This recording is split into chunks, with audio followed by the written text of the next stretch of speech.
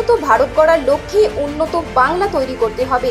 সেই মিশনকে সামনে রেখে বঙ্গ বিজেপির সাংসদদের সঙ্গে সোমবার বৈঠক সারলেন প্রধানমন্ত্রী নরেন্দ্র মোদী।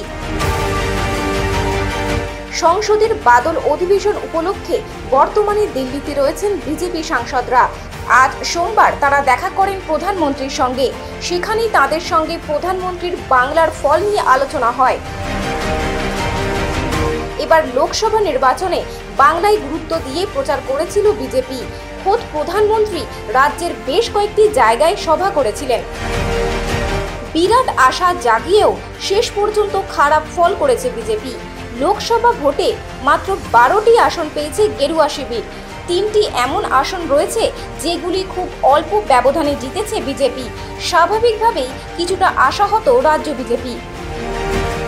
সূত্রের খবর, প্রধানমন্ত্রী নরেন্দ্র মোদী বাংলার বিজেপি সাংসদদের নির্দেশ দিয়েছেন বাংলার উন্নয়নের জন্য এবং নিজেদের এলাকার কোনো উন্নয়নের পরিকল্পনা থাকলে প্রধানমন্ত্রীর দফতরে তা জমা দিন।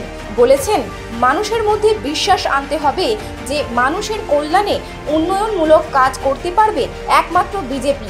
বাংলার মানুষের স্বার্থে সব রকম সাহায্য করতে প্রস্তুত কেন্দ্রীয় সরকার।